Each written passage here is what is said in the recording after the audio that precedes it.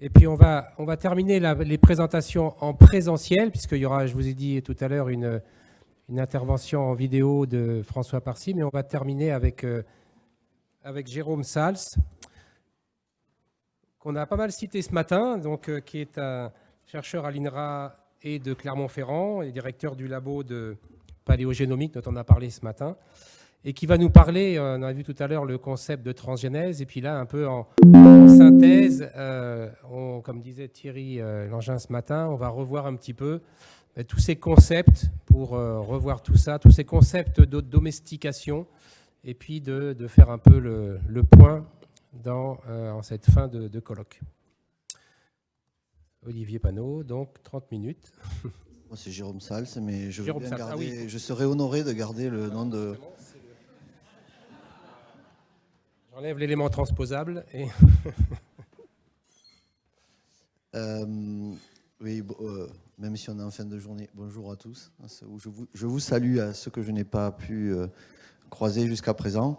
Oui, donc l'idée est de faire un point sur domestication. Alors, in fine, il va y avoir un certain nombre de redites dans les premières diapositives, parce que ça a été excellemment illustré jusqu'à présent, syndrome de domestication, ce que l'on connaît. Mais l'idée, c'était la commande de Thierry, je le remercie pour l'invitation à nouveau, c'était plutôt d'aller vers un certain nombre de concepts émergents issus de la domestication, donc semi-domestication, néo-domestication, dédomestication et domestication férale ou féralisation. Et en quoi ça peut être intéressant en termes de connaissances, recherche cognitive, mais pourquoi pas aussi sur des aspects appliqués. Donc je vais essayer de vous montrer cela. Donc vous avez une illustration de ce qu'on a évoqué ce matin à plusieurs reprises, les foyers de domestication dont nous avons entendu parler du maïs, nous avons entendu parler à l'instant du riz, nous avons entendu parler des arbres fruitiers et abricotiers notamment. Un des foyers les plus anciens, je vais y arriver, un des foyers les plus anciens, c'est celui issu du croissant fertile que ma collègue Caroline a illustré avec ses travaux sur l'ADN ancien de blé. Donc c'est une région du monde, Moyen-Orient, où on ne sait pas pourquoi, il y a plus de 10 000 ans, elle l'a clairement illustré, à la fois le blé ou les triticées, parce que c'est blé et orge notamment, mais aussi un certain nombre de légumineuses comme la lentille ou le pois, donc ont été domestiqués. Pourquoi à cet endroit-là, il y a plusieurs, et pourquoi à ce moment-là? Donc il y a plusieurs hypothèses. Changement climatique, radoucissement des températures, une région qui sans doute devait avoir une diversité d'espèces sauvages donc très luxuriante, une évolution démographique, on parlait de population à cette période-là qui nécessite, enfin, dont le mode d'alimentation par cueillette et chasse ne permettait pas une subsistance des peuples à cette époque-là. Enfin, un ensemble d'hypothèses qui semblent converger vers cet endroit et cette date pour passer à de la sédentarisation. Et on voit que c'est un processus lent, ça a duré des millénaires. Et donc passer du chasseur-cueilleur au mode agriculteur. Donc ça, c'est la première chose. Un petit, où on a beaucoup parlé de plantes, c'est l'objet ici, mais je fais juste une diapo. Animaux d'élevage, il en est de même. Et si l'on regarde les domestications d'espèces animales ou d'élevage les plus anciennes, elles sont issues de la même région du monde. Et bon, on a des domestications plus anciennes, mais à peu près du même ordre d'idées, au-delà de 10 000 ans, pouvant aller jusqu'à 15 000 ans. Et ce qui donne cette illustration comparative et sur laquelle je reviendrai sur un certain nombre de conséquences génomiques que l'on observe aujourd'hui.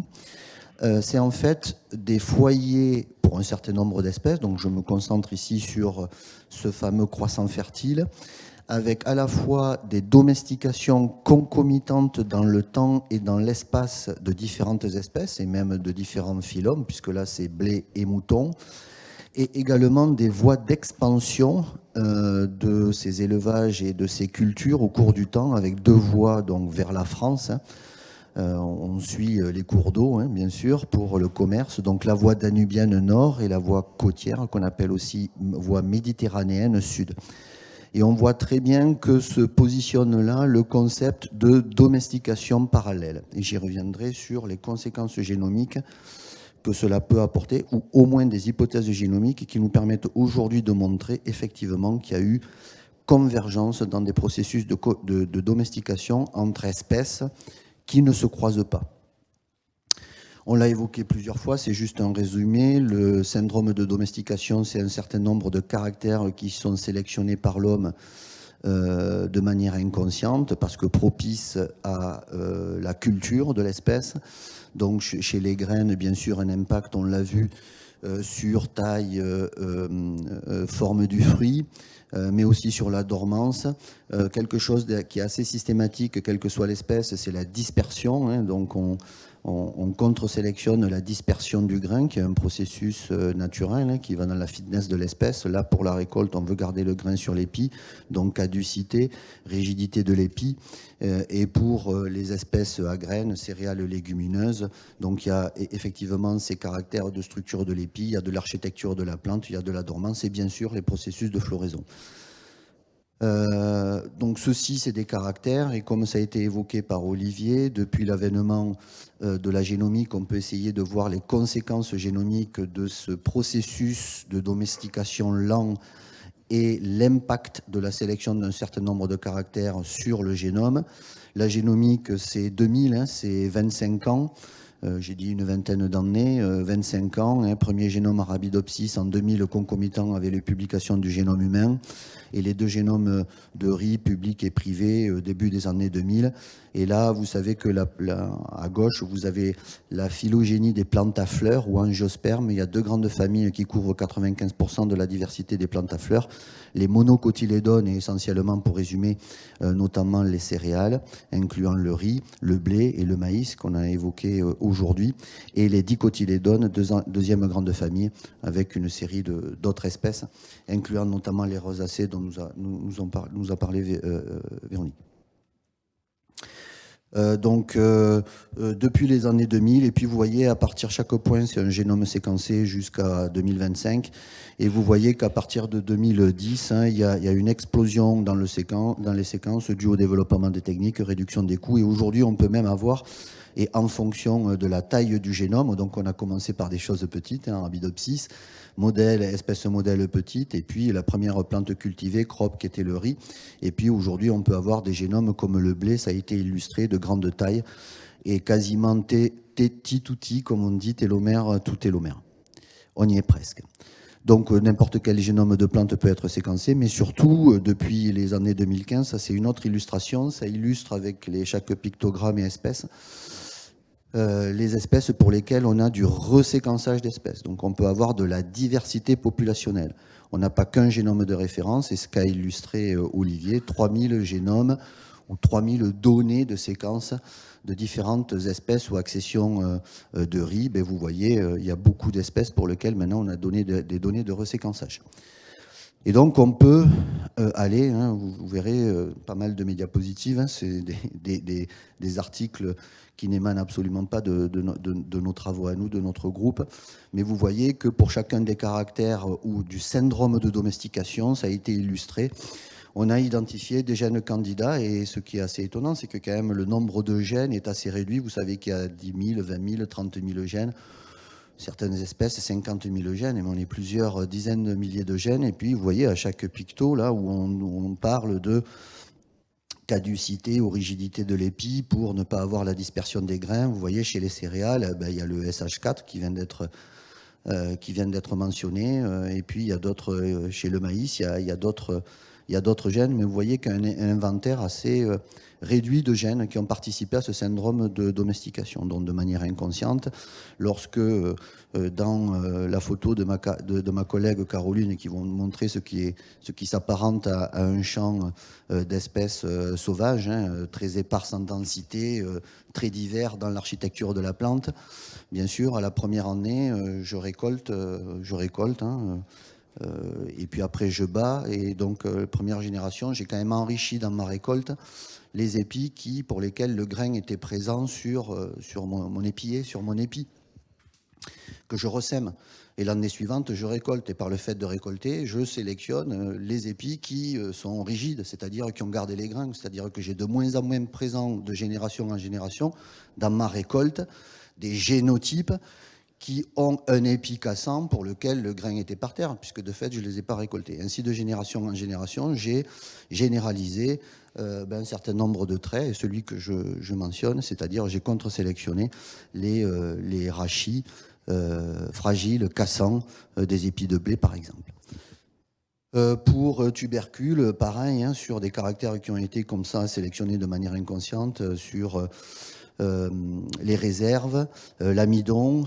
Sur les légumes, il y a toujours ces gousses aussi rigides pour éviter la dispersion des grains, mais aussi la teneur en huile. Et puis sur les fruits, taille. Donc on connaît les gènes, hein, c'est les petites lettres. Ces gènes ont été caractérisés et sont bien connus. Alors je fais un petit digest sur les céréales. On l'a fait.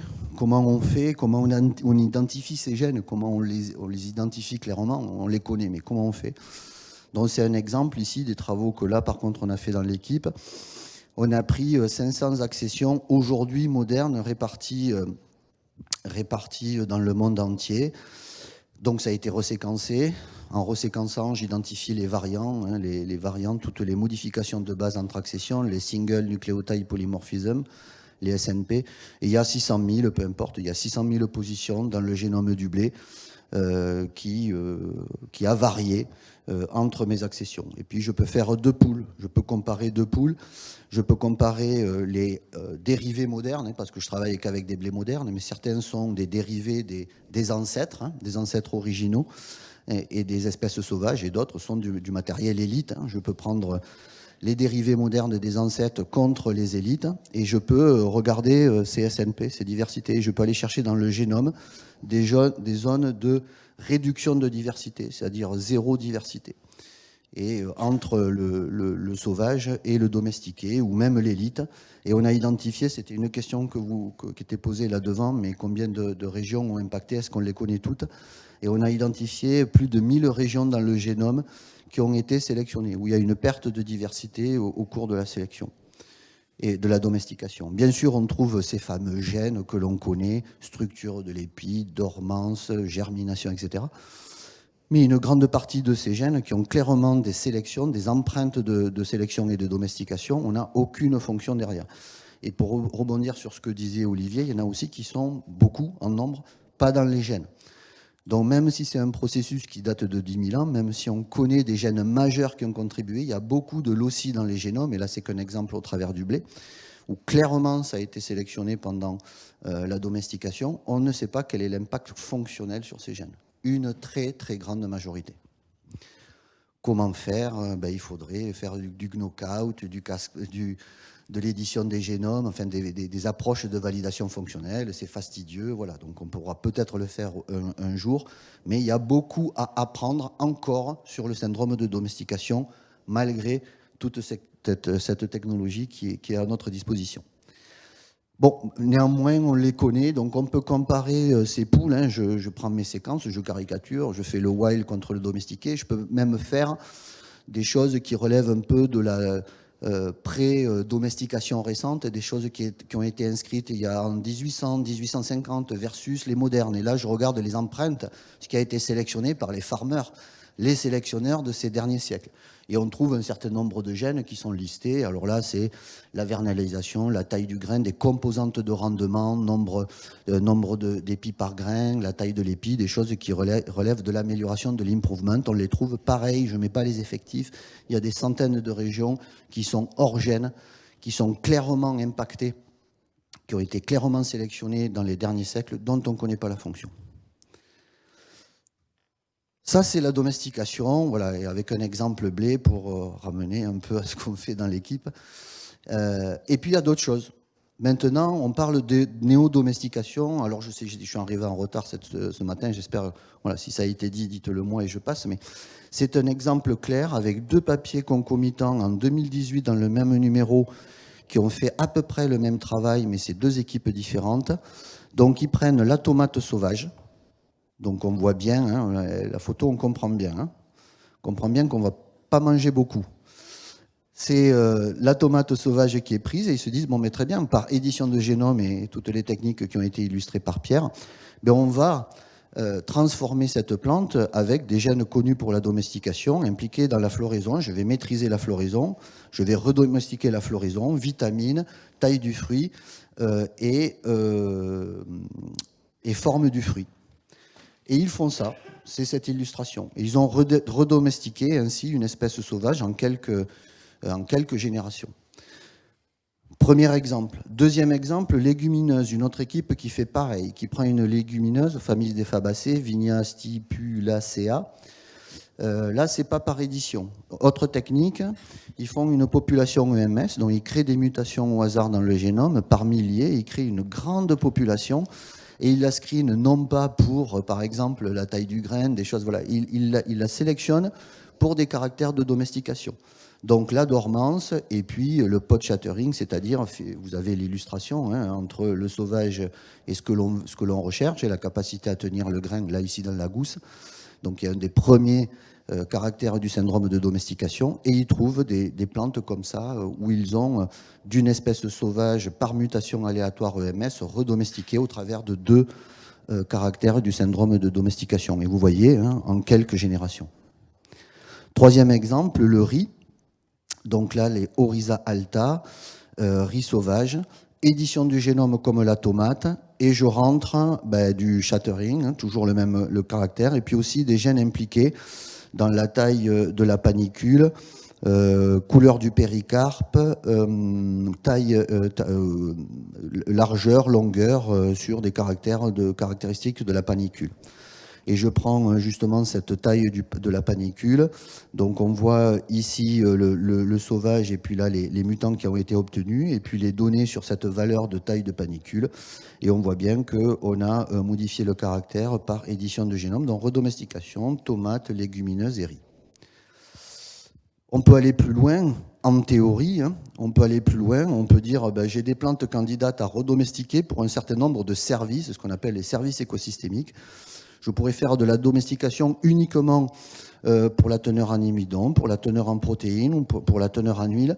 Et je peux sélectionner des espèces sauvages qui sont déjà préadaptées à certaines conditions. Par exemple, des conditions un peu désertiques, contraintes très fortes en température et en accès à l'eau. Donc je peux aller sélectionner des espèces sauvages qui ont déjà des capacités adaptatives de se développer dans certaines contraintes environnementales fortes et faire de la domestication ciblée sur un caractère. Comment je fais? Je considère ces espèces sauvages qui m'intéressent, bien sûr par édition de génome. J'identifie un certain nombre de gènes drivant les services ou les caractères ciblés qui m'intéressent, et puis je fais de la redomestication, bien sûr, en phénotypant et en validant que cette espèce-là, elle a bien le caractère qui m'intéresse. Donc c'est une néo-domestication ciblée sur un certain nombre de caractères et de services. Et c'est des choses qui arrivent de plus en plus dans la littérature. Je ne pourrais pas exploiter ces plantes pour un ensemble d'autres services. Mais pour celui que je cible, je fais le pari que je vais optimiser le caractère. Féralisation. Féralisation, c'est une espèce domestiquée qui revient à l'état sauvage. J'ai domestiqué, pour X raisons, hop, je fais un petit pas en arrière. Alors là, vous avez la féralisation d'espèces animales, avec le chien, et un certain nombre de caractères. Et puis, bon, ce qui m'intéresse ici, par exemple, une céréale, où effectivement, cette capacité caducité ou à limiter la dispersion du grain, mais je la perds progressivement. La germination, je la perds un peu. La dormance, je la perds un peu. Je reviens en arrière dans ma domestication d'un certain nombre de traits de ce fameux syndrome. Exemple clair, riz, orge et blé. Je sais, pour les formes sauvages, je sais quels sont les gènes qui sont liés au syndrome, notamment liés à la dispersion du grain. Je sais quels sont les gènes, je sais quels sont leurs formes alléliques, je sais quels sont les formes alléliques de ces mêmes gènes chez ces espèces-là, pour les espèces domestiquées. Et lors de la féralisation, je m'aperçois que je suis revenu un peu en arrière. J'ai même, alors je vais vous citer un exemple très clair, c'est un blé tibétain. Donc un blé tibétain, il y a 2 publications, alors là c'est pas pareil, c'est exactement les mêmes travaux, mais c'est une de 2019 et une de 2020, 2 groupes différents. Qu'est-ce que cela montre? Donc les blés, c'est un arbre phylogénétique très clair, vous avez tous les blés sauvages, vous avez tous les blés domestiqués. Quand on fait un zoom sur les blés domestiqués, on voit ici qu'apparaît quelque chose, un blé tibétain, et quand on regarde la morphologie, donc génétiquement parlant, il est dans le pool domestiqué, c'est clair, mais quand on regarde maintenant un certain nombre de ses caractéristiques, en termes de dispersion du grain, de caducité, en termes de dormance, etc., il a plutôt une caractéristique wild, en tout cas pas domestiqué. Et donc les auteurs suggèrent que ce blé tibétain a été dédomestiqué, donc il est semi-wild, et il y a 1500 ans. Et ces auteurs vont plus loin, ils expliquent pourquoi, et on revient sur transposon, insertion d'un transposon dans une partie d'un de ces gènes très importants par le syndrome de domestication, qui n'est plus fonctionnel, et qui explique que j'ai perdu cette caractéristique de domestication et qu'il apparaît semi-domestiqué, ou dédomestiqué, ou féral. Un autre concept que j'ai évoqué dans une première diapositive où j'ai montré un peu des histoires d'expansion de domestication parallèles entre espèces, et il y avait sur la gauche 2 voies danubiennes et côtières du blé et qui étaient très parallèles à l'histoire d'une espèce animale qui était le mouton. Alors c'est derrière, c'est ce qu'on appelle la sélection convergence. Ça veut dire que concomitamment, ces espèces-là, animales et végétales, ont été domestiquées. Bon, voilà. Au même moment, aux mêmes endroits, il y a eu une domestication. Donc ça, on l'observe au niveau phénotypique. Si je vous prends une légumineuse à gauche et puis une céréale à droite, je l'ai cité, il y a des traits de ce syndrome de domestication qui sont communs. Chaque fois, quelles que soient ces espèces, j'ai essayé de réduire la dispersion, la perte de grains à la récolte. Ça a un impact sur caducité, ça a un impact sur rigidité du panicule, de l'épi ou de la gousse, quelle que soit l'espèce que je considère, sur l'optimisation de la germination, impact sur la dormance, impact sur la taille de l'inflorescence, qu'on l'appelle épi-panicule. C'est les mêmes caractères. Donc il y a bien sûr, les syndromes, ils sont communs. J'ai essayé de sélectionner les mêmes choses. Mais est-ce que j'ai sélectionné les mêmes gènes? Et la réponse est oui. Donc vous avez un exemple ici d'une publication où clairement les auteurs ont comparé les maïs sauvages et maïs domestiqués et les riz sauvages et les riz cultivés. Ils ont fait le travail que je vous ai montré, l'identification des gènes sur la base des allèles, voilà, qui sont modifiés au cours du temps, qui sont sélectionnés au cours du temps. Et ils ont identifié à peu près 500 gènes qui ont été de manière concomitante sélectionnés chez ces 2 espèces. Ces 2 espèces, elles n'ont pas été sélectionnées sur le même continent, ces espèces elles ne se sont pas rencontrées, ces espèces elles ne se sont pas hybridées. Mais ça veut dire que les mêmes gènes à 2 endroits du globe différents et à 2 temporalités différentes ont subi le même processus de domestication, parce qu'ils drivent le même syndrome. Bon, il fallait le démontrer, c'est démontré. C'est surprenant, peut-être pas, mais en tout cas, ce sont exactement les mêmes gènes. Donc le concept est maintenant bien établi. Je peux comparer des céréales, maïs, orge, riz, blé, et puis je vais avoir une somme de gènes qui ont été sélectionnés, et puis au milieu, je vais avoir un certain nombre de gènes qui ont été sélectionnés. On parle de manière convergente, on parle de sélection parallèle, on parle de sélection concomitante, c'est ce qu'on trouve dans la littérature, et on le trouve. Je peux le faire au-delà, pas qu'une famille botanique comme les céréales, je peux faire des choses qui n'ont rien à voir. Là, j'ai sélectionné du fruit, là, légumineuse, j'ai plutôt sélectionné notamment des teneurs en protéines, voire autres, et puis des céréales. Et je m'aperçois que j'ai aussi, là, même si le syndrome de domestication a ciblé quand même des propriétés physiologiques un peu différentes, j'ai quand même un certain nombre de gènes qui ont été sélectionnés de manière pas parallèle, concomitante.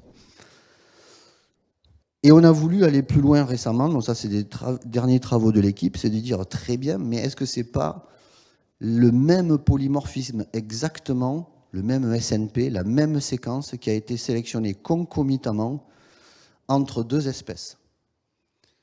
Et c'est pas par transfert horizontal, c'est la même séquence a été sélectionnée au cours du temps, durant la domestication, sur deux espèces différentes. Donc on a pris le blé et l'orge. Le blé et l'orge ne se croisent pas. Il n'y a aucune ambiguïté là-dessus.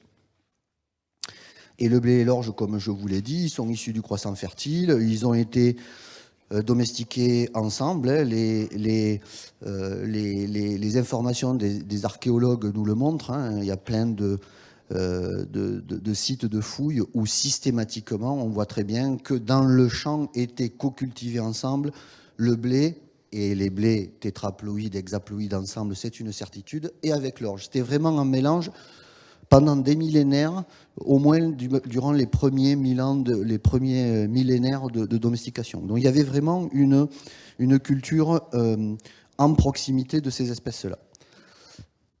Donc qu'est-ce que l'on a fait? On a pris, là on est sur du moderne, on a pris à peu près 500 accessions modernes. Chaque petit point, c'est une accession de blé au niveau mondial. Et on a fait pareil chez l'orge. Là, vous avez la diversité. Donc, les couleurs nous permettent de définir des populations génétiques très similaires, génétiquement similaires. Les points sont à côté sur la représentation. Ça veut dire que leur séquence d'ADN est très proche. Et il y a des outils qui nous permettent de dire, ta population de 500 individus, moi je la découperai en 6 populations. Voilà, il y a 6 populations très distinctes. Et quand on regarde où sont les 6 populations à l'échelle de la carte, c'est des populations qui sont clairement distinctes géographiquement. On le sait, la diversité génétique, elle est très architecturée géographiquement. Pareil chez le blé, voilà la diversité génétique de tes individus. Moi, je suggérerais que tout ça peut s'expliquer en 9 populations. On représente la localité géographique, l'origine géographique des 9 populations. Et c'est le même travail, c'est très géographiquement contrasté. On est d'accord. Et on voit très bien que il y a des populations entre orge et blé qui se correspondent géographiquement. Et tout ça, ça a été domestiqué il y a 10 000 ans dans le croissant fertile et ça s'est réparti. Donc on fait l'hypothèse, est-ce que par hasard, ce sont les mêmes allèles qui ont été domestiqués dans des environnements géographiques similaires entre blé et orge? La réponse est oui, c'est ce qui est ici. Ça, c'est le nombre de gènes qui sont sélectionnés, et pas de gènes, de polymorphisme à l'intérieur du gène, la même chose qui a été sélectionné chez les deux espèces. Alors il y a beaucoup, une grande majorité, c'est des polymorphismes qui sont sélectionnés spécifiquement chez l'une ou l'autre des espèces, qui n'est pas partagée. L'espèce a fait sa petite vie, voilà, a été domestiquée un certain nombre de gènes, un certain nombre de polymorphismes, très bien. Mais il y a un nombre non négligeable de gènes, et ici, plus précisément de polymorphismes, qui ont été concomitamment sélectionnés chez les deux espèces. Donc on peut regarder de quoi il s'agit. Là, vous avez un exemple. On peut regarder maintenant l'allèle de ce gène. Ce gène, il y avait un allèle 1, un allèle 2. On voit que l'allèle 2 rouge, là, il a été fixé dans ces populations-là. L'allèle 1 bleu, il est fixé ici. Et on peut voir que de manière parallèle, des allèles ont été fixés au même endroit, à la fois chez le blé et chez l'orge. Donc il y a bien la preuve d'une sélection conconvergente, en parallèle, concomitante entre deux espèces qui ne se croisent pas, parce que ces mutations ont un caractère adaptatif important et qui a été sélectionné dans des endroits du globe où ces mutations apportaient un avantage à la culture de cette plante. Et je termine par un dernier concept pour lequel il n'y a pas grand-chose, mais je le cite quand même, c'est ce qu'on appelle la semi-domestication. Alors, je n'ai pas trouvé grand-chose, mais ça permet quand même peut-être d'aborder quelque chose d'intéressant. Il y a 2 exemples, qui est à gauche la tomate et à droite le Weedy rice. Le concept de semi-domestication, c'est quoi la semi-domestication? C'est de dire qu'il ne faut pas imaginer qu'il y a la forme domestiquée et la forme sauvage. C'est tout un gradient. Et il peut y avoir des espèces qui sont dans un gradient. Oui, vous allez me dire, mais alors si c'est un gradient, l'histoire du riz tibétain, est-ce que c'est une dédomestication? Est-ce que c'est finalement quelque chose qui a été domestiqué et dédomestiqué, ou est-ce qu'on n'est pas dans un gradient? Non, dans le tibétain, on a bien vu qu'on était pile poil domestiqué jusqu'au bout et que c'est l'insertion d'un élément transposable qui perd la fonction d'un gène de domestication, dont on a bien un cas de dédomestication. Il y a un gène du syndrome de dédomestication qui a été rendu non fonctionnel. Par contre, ici, il y a de la littérature qui dit attention, il y a des formes intermédiaires de domestication. Il ne faut pas s'imaginer qu'il y ait juste un poule sauvage et un poule domestiqué. Je peux avoir des choses intermédiaires en termes d'accumulation de mutations sur ces gènes du syndrome de domestication, mais aussi sur les traits du syndrome de domestication. Certaines espèces peuvent avoir des accessions, des génotypes qui ont une partie de ces caractères de domestication et pas d'autres. À gauche, la tomate, donc un scénario évolutif sur le continent Amérique latine, espèces sauvages, espèces domestiquées, deux voies, et cet arbre philo qui montre qu'entre l'espèce sauvage et l'espèce domestiquée, il y a bien sûr des représentants qui ont clairement été identifiés comme étant des intermédiaires entre ces deux états purement sauvages et purement domestiqués. Et puis pour le Weedy Rice, c'est le même. Vous avez la cultivation des riz avec les espèces sauvages et puis les processus de domestication et de sélection moderne dont on a parlé aujourd'hui. Puis ce Weedy Rice qui est voilà, une voie parallèle où il y a eu l'acquisition d'un certain nombre de mutations avantageuses ou adaptatives. Et d'ailleurs, ce riz sauvage pourrait contenir des allèles d'intérêt qui pourraient être transférés au riz cultivé parce qu'il s'est adapté naturellement à certains environnements et qu'il serait peut-être intéressant de transférer ces allèles au riz cultivé au cours du processus maintenant de sélection moderne. Voilà, je remercie juste les collègues de l'équipe qui m'ont aidé, à qui j'ai pris un certain nombre de diapositives. Donc Caroline que vous avez vue ce matin, Peter, Cécile, Mariano, Mamadou, Asret, Myriam, Carole et Marie qui sont les personnes de l'équipe. Il y a quelques diapos sur le blé et tout ce qu'on a fait en termes d'analyse d'allèles, de fréquences alléliques chez les blés modernes et anciens avec le consortium Wilby. Je ne cite pas, mais je remercie les collègues et puis les agences de financement. Et je vous remercie à vous pour votre attention.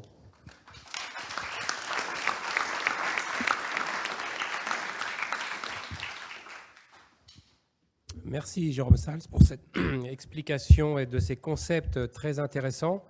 Je note juste le concept de néo-domestication qui est vraiment intéressant, si ça peut permettre de contrecarrer certaines pertes de biodiversité, entre guillemets, à condition que les nouveaux produits soient bien considérés au niveau réglementaire comme des NGT1 plutôt que des NGT2, mais bon, ça c'est un autre débat. Voilà, donc merci. Oui, débat que vous avez vu, j'ai soigneusement évité. Hein. Voilà. La législation. Merci Jérôme. Donc j'ai une première question. En fait, je me demandais par rapport, tu disais, il y a beaucoup de ces régions sous sélection oui. pour lesquelles on ne sait rien. Oui. Au mieux, il y a des transposons, au pire, il n'y a rien du tout. Je me demandais quelle part en fait pouvait être liée à un biais technique où tu alignes sur un génome qui est un génome cultivé, c'est un seul génome, ça ne représente pas la diversité de ton espèce ou de ce qui s'est passé, ce qui était disponible au moment de la domestication. Et donc, globalement, si tu alignes sur un génome sauvage, est-ce que finalement, tu ne trouves pas des gènes qui ont été délétés, par oui. exemple, durant la domestication? Et du coup, voilà, c'est... tu ne comprends pas ce qui se passe, en fait, c'est le gène n'est plus là, quoi. Oui, ça c'est clair que bon, maintenant tu fais écho à la notion de pangénome et qu'effectivement, l'idéal c'est de travailler pas avec des données de reséquençage qu'on aligne sur un génome de référence avec tous les biais que tu évoques et qu'on va vers plutôt considérer tous les pangénomes et là on sera vraiment exhaustif. Néanmoins, là, sur un génome de référence avec tout ce que tu mentionnes, c'est-à-dire que dans mon génome de référence, tout ce qui est absent, je le perds, mais tout ce qui map. Et tout ce qui map sans ambiguïté, hein, on ne rentre pas dans les détails, mais sans ambiguïté, il n'y a pas d'impact, de duplicat, de polyploïdie, etc. On a essayé de mettre ça de côté. Il y a quand même un nombre conséquent de régions où j'ai un paramètre ROD, réduction de diversité, à 0,8, single map, voilà. Donc, il y a clairement une empreinte de domestication et de sélection sans ambiguïté. Et il y en a peut-être plein d'autres, si j'avais bossé avec un autre génome, pour lesquels je ne suis pas dans un gène, ou si je suis dans un gène, je ne sais pas ce que c'est. Donc il me semble que la preuve de l'empreinte est là. Et on a utilisé les Tajima, les FST, les ROD et autres, parce que on nous l'a demandé, clairement. Donc je ne remettrai pas ça en cause. Par contre, oui, on n'est pas exhaustif, ça c'est sûr. Oui. Oui, vas-y Pierre. C'est moi. Sinon, il y a... Oui, oui. Oui, Jérôme, merci pour ton exposé. J'avais 2 points. Le premier, c'est ce matin, on a abordé la polyploïdie, et donc le blé est un bon exemple. Oui. Hein. Donc il a mis en place le gène PH1 et PH2 dans une moindre mesure. Est-ce qu'on a une idée de l'origine de ce gène? Est-ce que c'est en fait une mutation naturelle qui a pu se produire et ensuite une sélection qui s'est faite sur la base, je sais pas, on a un problème de méiose, etc., d'encombrement au niveau des chromosomes, quoi, en fait. Est-ce qu'on a une idée? C'est une excellente idée, merci. Donc, je n'ai pas la réponse. Mais les données de reséquençage, si elles couvrent pH, ce qui n'est pas forcément le cas, parce qu'il y a on fait plein de raccourcis. En fait, on a utilisé, nous, une approche de capture d'exome, parce que si on veut reséquencer génome complet, 1500 lignées de blé, c'est trop cher. Donc il a fallu un peu réduire, on a fait capture d'exome. Dans la capture d'exome, on ne capture pas tous les gènes et on ne capture pas toute la totalité du gène. Il se peut que pH ne soit pas dans notre dataset, mais s'il l'est, ben, on y regardera, je vais me le noter et j'en parlerai à Pierre Sourdille, voilà, qui pourrait être intéressé par ça. Donc je n'ai pas la réponse, peut-être que c'est dans la littérature, mais la diversité permettant de trouver l'origine des gènes pH, j'ai pas d'infos en tête. Et nous, par contre, je te remercie, je regarderai dans les données si nos données couvrent ce gène. Ça peut être une excellente idée. Merci. Merci. Et j'avais un deuxième point, c'est est-ce qu'on peut exclure le fait qu'il n'y ait pas eu d'hybridation entre le blé et l'orge, parce qu'il y a quand même le tridordéum qui... Oui. Alors, bien sûr. Bien sûr. Oui. Donc, c'est une question de nombre et de fréquence. C'est-à-dire que si les croisements, si les signaux de convergence que j'observe à l'échelle du génome étaient dus à une hybridation, c'est que vraiment, eux, ils s'hybrident facile. Voilà, donc on peut émettre cette hypothèse-là. Quand on retrouve 950 gènes dans l'exemple là que je mentionnais entre riz et maïs, on peut imaginer aussi que dans un passé plus ou moins lointain, riz et maïs se croisaient. Voilà, parce qu'on est à peu près dans le même ordre d'échelle d'empreinte ou de convergence de sélection entre orge et blé que ces gens-là ont trouvé entre maïs et riz, par exemple. Donc je pense qu'on peut exclure un possible croisement, quoique. Donc voilà. Et il y a plein d'autres espèces, maintenant c'est très documenté depuis 4-5 ans, ces signaux de convergence de sélection aussi chez les mammifères. Voilà, c'est une réalité, que des polymorphismes sont sélectionnés concomitamment chez 2 espèces différentes. Ok, merci. Merci beaucoup pour ton exposé qui était vraiment super. Je me demandais juste au moment pour la dédomestication, en fait, comme la plupart des gènes de domestication sont des facteurs de transcription, moi, j'aurais pas parié sur le fait que ce soit les gènes de domestication qui soient mutés, mais plutôt sur leur cible. Ouais. Parce que je me dis que du coup, ça bousille plein de choses, quoi, de retaper un facteur de transcription. Et donc, je voulais savoir qu'est-ce que tu pensais de ça. Ouais, après... Oui, ben je partage ton avis, mais c'est sur le riz tibétain, par exemple, la preuve de concept, elle est claire. Donc effectivement, évolutivement parlant, tu pourrais te dire, ça aurait été mieux d'aller chercher la cible plutôt qu'aller chercher à toucher un régulateur avec une perte potentielle ou la possibilité d'avoir un contournement par un autre membre de la famille en termes d'ETF. Mais la réalité, c'est que c'est ça qui a été touché. Tu peux aussi considérer que toucher un facteur de transcription, il y a tellement un effet multiple en termes de réponse que le coût est encore meilleur, quoi, fonctionnellement parlant. Donc, mais en tout cas, la réalité, c'est celle-là.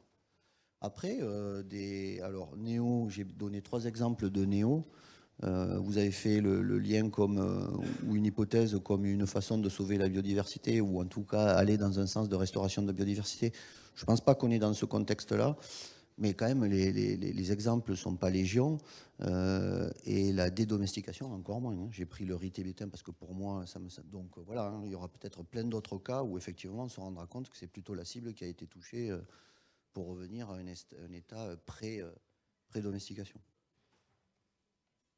Bonjour. Bonjour. Moi, c'est juste pour une clarification. Oui. En fait, donc déjà, merci beaucoup. C'était super chouette de voir ces nouveaux concepts. Juste, j'ai pas bien compris celui de néodomestication. Je voulais savoir si vous pouvez réexpliquer un peu ce que c'était. À partir de tous les travaux où on a comparé les espèces sauvages et domestiquées à l'espèce des génomes et qu'on a compris les gènes qui ont participé à la domestication, okay, je prends l'exemple du blé, le gène qui est responsable d'un épi solide, à rachis solide, qui évite aux graines de tomber. Graines tombées, c'est sauvage. Graines qui restent dans l'épi, c'est domestiqué, parce que quand je récolte, j'ai 100% des graines. J'ai compris ce gène-là. Je peux faire l'hypothèse de dire, je prends dans ma collection le sachet de grains sauvages, c'est-à-dire des représentants modernes, hein, parce que des sauvages, des gens les ont ramassés, collectés. Et on a des collections où on a des grains sauvages, et de dire, je prends ce truc-là et je vais le domestiquer. C'est-à-dire, je vais faire ce qu'a montré Pierre, je vais prendre ces outils de la biotechnologie, de l'édition des génomes, et je vais rentrer ce gène de domestication.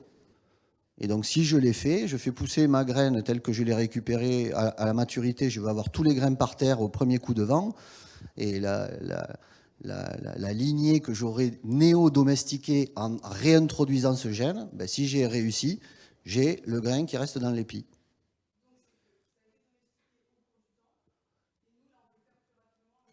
C'est ça le concept théorique.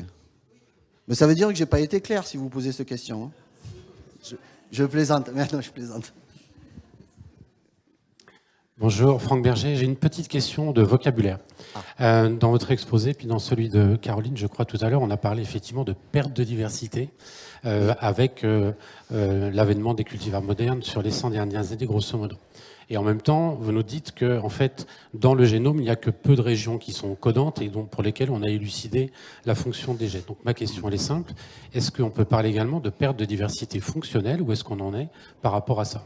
Et je pense que c'est un point extrêmement important, en particulier lorsqu'on est exposé à des débats publics, de savoir argumenter sur ce point-là. Parce que lorsqu'on parle brutalement de perte de diversité intraspécifique, tout de suite, on ouvre un peu la boîte de Pandore sur les critiques sur la sélection moderne. Alors, je crois que la même question, j'aurais dû faire attention, hein. La même question m'a été posée quand j'ai fait l'intervention l'année dernière. Je me demande si ce n'est pas vous qui m'avez posé la question l'année dernière. C'est possible. Je pense. Alors, je vais avoir, comme la réponse avait été dure l'année dernière de mémoire, je compte sur vous, là, les collègues. Donc, pour moi, quand on regarde ce qu'a montré ma collègue, quand on prend les blés inscrits, ce qu'on appelle les landraces, quand on prend les blés inscrits dans les années 1800-1900, okay, donc ça veut dire qu'on a toujours les grains aujourd'hui de ces blés-là. Que je prends les blés élites, c'est-à-dire ceux qui sont inscrits au catalogue depuis 1850, qu'à l'échelle du génome entier, gène pas gène, sur des millions de variations qui font la variation, j'ai une perte de diversité génétique, j'ai moins d'allèles, de l'ordre de 30%. Ça ne veut pas dire que dans mon CRB, je n'ai pas la collection. Je peux la réintroduire, je l'ai.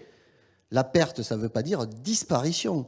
La sélection, ça veut dire, et c'est l'illustration qu'a montré, c'est un entonnoir et c'est normal. J'ai sélectionné, c'est sélectionné. Et si je remonte à la domestication, il est impossible, je prends le blé, 10 000 ans, 12 000 ans. Ça veut dire que j'ai 10 000 générations. Ce n'est pas énorme, hein, 10 000 générations.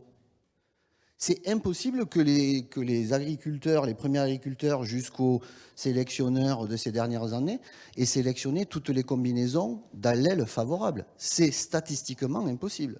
Donc ça veut dire que dans les collections, dans les CRB, j'ai encore des allèles intéressants qui n'ont pas été introduits dans le programme. Est-ce que je suis bon? Ça va? Me semble-t-il. Donc disparition ne veut pas dire je ne sais pas, il n'y a pas un aspect négatif, mais ce n'est plus accessible, c'est définitivement perdu. C'est ce qui a été introduit, ce qui a été sélectionné. Et aujourd'hui, compte tenu des contraintes, on sait qu'on n'a pas sélectionné pour les contraintes climatiques 2050. Si on regarde les modèles, on sait qu'on est à plus de température. L'eau, finalement, il n'y a pas une contrainte à l'échelle annuelle, à l'avenir, mais il y a une grosse variation de l'accès à l'eau avec des périodes très sèches et des périodes très humides. On sait qu'on n'a pas sélectionné pour ces environnements ces dernières décennies de sélection. Donc, sans doute, dans cette diversité que je n'ai pas utilisée, mais qui n'est pas perdue, mais qui est présente dans les ressources génétiques, il y a à introduire, et c'est tout notre travail aujourd'hui, c'est d'aller chercher ces fameux sacs dans les collections qui sont porteurs d'une diversité qui n'est pas présente dans le pool primaire et d'essayer d'introduire. Alors ça prend 10 ans. Est-ce que la néodomestication, mais sans néodomestication, l'édition des génomes nous permettront d'aller plus vite? Mais alors à ce moment-là, il y a les questions de législation. Aujourd'hui, on peut pas. Et, voilà, c'est le challenge sur lequel on travaille tous. Est-ce que ça allait mieux cette année? J'ai l'impression que vous êtes plus convaincus cette année que l'année dernière. Je dis rien. Ouais, Moi, j'ai une petite remarque ou une remarque ou une question, parce que vous dites à un moment donné, vous dites qu'il y a une sorte de convergence, par exemple, entre oui. des plantes qui ont été domestiquées, qui ne se croisent pas, etc. Alors moi, je reprends un peu ce qu'on a fait en betterave, où on a analysé les plantes sauvages un peu partout. On a fait la richesse allélique. Entre nous, il n'y a pas de perte d'allélique. C'est pour ça que ça m'amuse toujours de dire que la betterave, ce n'est pas forcément l'exemple du blé. Tout à fait. Il y a un truc qui est assez étonnant, c'est que, d'ailleurs, ce que vous soulignez tous quelque part, c'est que dès qu'on fait de l'analyse des sauvages, qui, elles, ne bougent pas, c'est ça qui est assez intéressant, c'est de regarder, ou pas trop, disons moins, oui. Et qu'on fait l'analyse des sauvages et qu'on fait l'analyse des cultivés, les cultivés, elles bougent plus. On avait fait une analyse et on avait trouvé, ce qui était très drôle, c'est que finalement on retrouvait les pays, quand on faisait des clusters de différenciation, ce qu'on trouve tous un peu. Bien sûr. Et donc quelque part, on retrouve aussi les régions. Et ça, je disais toujours en rigolant, c'est comme ça qu'en analysant la betterave, on n'aurait pas dû faire de guerre, parce qu'on savait très bien que la Sardaigne était italienne et que la Corse était française. Oui. Oui, bon, quand je dis ça aux Corses, ils ne sont pas très contents, mais bon, voilà. Par contre, on fait aussi de la sélection, la sélection génétique ou génomique paysagère. Alors, j'explique peut-être à ceux qui ne connaissent pas. C'est qu'en gros, on regarde la variation allélique dans des environnements différents. Et donc, c'est un peu une sorte d'envirotypage, si vous voulez, des allèles. Et si un allèle bouge en fonction de la latitude, la longitude, la proximité d'une mer qui a plus ou moins de sel, on se dit il y a peut-être un lien entre la variation allélique et l'environnement. Donc, par exemple, si vous voulez chercher des betteraves sauvages adaptées à l'Espagne, eh bien, elles vont avoir des allèles spécifiques de l'Espagne.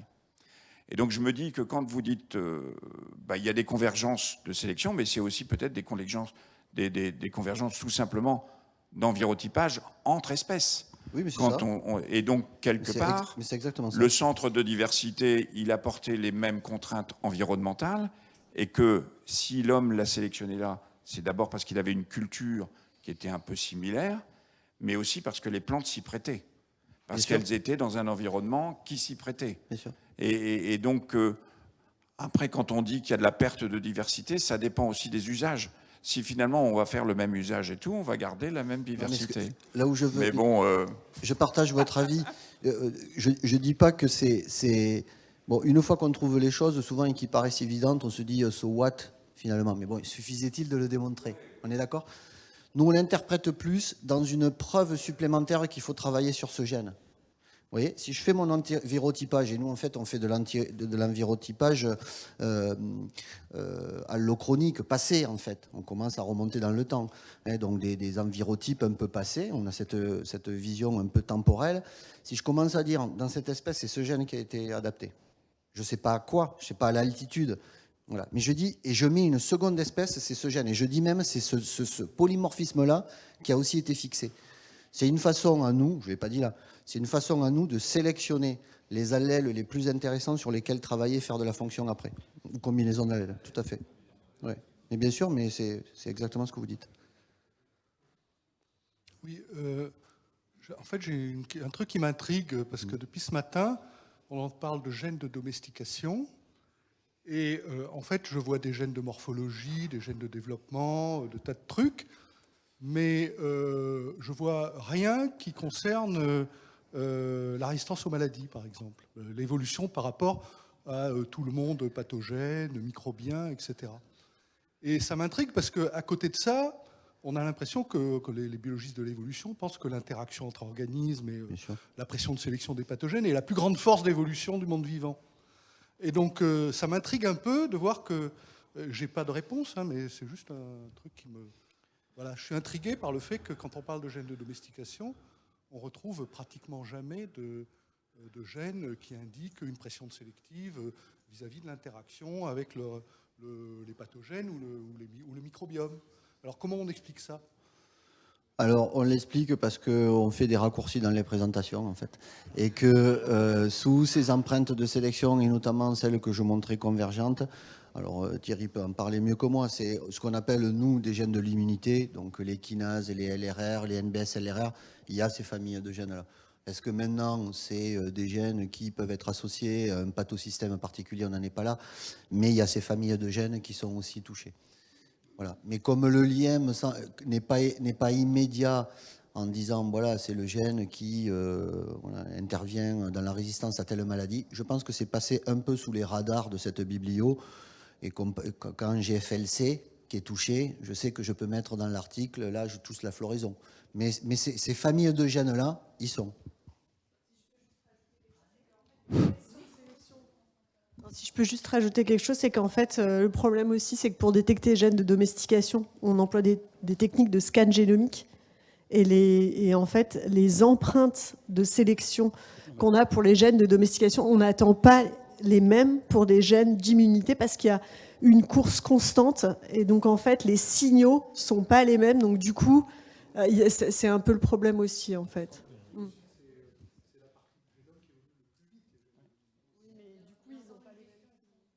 C'était pour compléter la réponse, là, parce que ça dépend de quoi on parle en termes de mécanismes d'immunité. Les plantes, elles ont hérité d'un ancêtre qui était commun aux mammifères, enfin aux animaux et puis aux plantes, un système immunitaire, voilà, donc, qui est très conservé. Et finalement que les plantes, elles ont un peu à arranger simplement pour l'optimiser. Et celui-là, il ne bouge pas. Et quand tu cherches finalement des gènes avec des traces de sélection, c'est là que tu les trouves. Par contre, si tu trouves l'autre composante du système immunitaire, qui sont tous ces récepteurs qui visent à reconnaître finalement des métabolites ou des morceaux finalement de l'agent pathogène qui est susceptible de les attaquer, celui-là, il évolue tellement vite que s'il y en a eu, finalement, tu les trouveras jamais. Mais par contre, sur l'autre, oui. Sur ce système immunitaire un peu ancestral qui est celui qu'utilisent les plantes, là, tu peux en trouver. Oui. On va prendre la question au bout, là, oui. Une question dans le fond. Christian Vrignon, je suis agriculteur. Il n'y en a pas beaucoup dans la salle, mais je pense qu'on est deux. On a écouté avec beaucoup d'attention ce que vous avez présenté là sur la domestication. Je pense qu'il faut évidemment comprendre comment s'est passée cette domestication, où se sont trouvés les gènes pour domestiquer sur des problématiques bien données. Sauf que nous, en tant qu'agriculteurs, on attend avec beaucoup d'impatience répondre à toutes ces problématiques. Donc, j'ai compris que si on va chercher dans les variétés ancestrales, il y a encore matière à trouver des choses. Oui. Et donc, on ne les a pas perdues. Hein, on dit qu'on les a diminués, mais ça, c'est intéressant et c'est drôlement important à dire dans le public, parfois anti un peu recherche, comme quoi c'est pas perdu. Non, et donc nous, on attend beaucoup, comme monsieur disait tout à l'heure, c'est sur les maladies, c'est sur les insectes, c'est sur ce réchauffement climatique. Oui. Donc il faut que tout le monde mette le pied à l'étrier et travaille vite, parce que ça devient très très important. Alors je pense qu'en tout cas, les collègues chercheurs, on en est tous conscients de ça. Et beaucoup, au-delà de toutes les recherches qui sont faites, en tout cas à INRAE, essayer de gagner du temps dans l'exploitation des ressources génétiques et la fraction de ces ressources génétiques porteuses de nouvelles capacités, de nouveaux traits adaptatifs pour faire face au changement climatique, mais aussi à la transition agroécologique, c'est au cœur des recherches d'INRAE aujourd'hui, qui est, comme vous le savez, un organisme qui fait de la recherche fondamentale, mais aussi de la recherche finalisée, et surtout de la recherche finalisée. Donc, croyez-nous, on est à plein là-dessus. Par contre, vous savez que le réchauffement climatique, c'est en cours. Voilà. Moi, j'utilise toujours cette image, puisqu'on a un projet avec lequel on travaille avec les agriculteurs, un projet qui s'appelle Tétrae, où on travaille chambre d'agriculture et agriculteurs main dans la main sur les cultures en Auvergne à horizon 2050. Hein. Est-ce que la Limagne, ça sera toujours la Limagne, ou est-ce que la Limagne sera plus nord? Comme vous le savez, il y a eu un article récent où le terroir du Champagne, les gens maintenant investissent sud de Londres. Donc voilà, Clermont-Ferrand, on sait que 2050, Clermont-Ferrand, c'est le climat de Madrid aujourd'hui. On le sait tout ça. Et on sait que la course, elle est engagée. Et ce que les collègues vous ont montré, si on identifie avec tous ces scans génomiques dans les centres de ressources biologiques, l'espèce semi-sauvage qui n'a jamais été sélectionnée parce que ça ne nous intéressait pas, mais qu'il faut rentrer dans le matériel élite aujourd'hui, c'est 10 ans, c'est 15 ans de travail.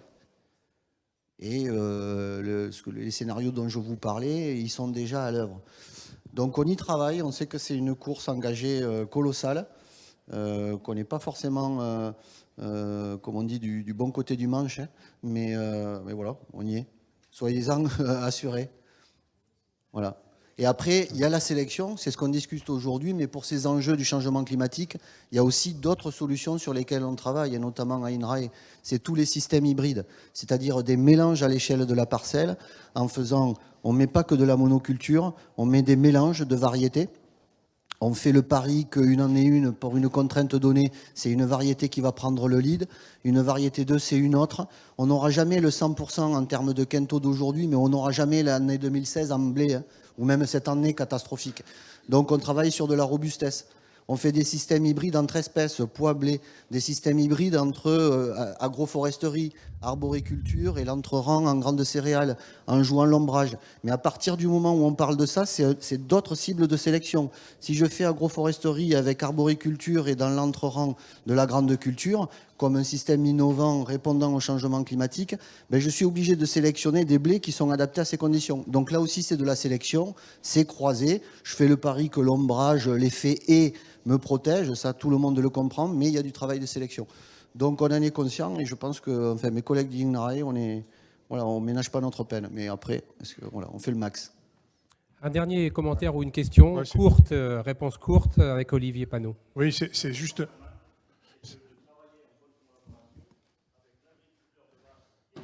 Tout à fait.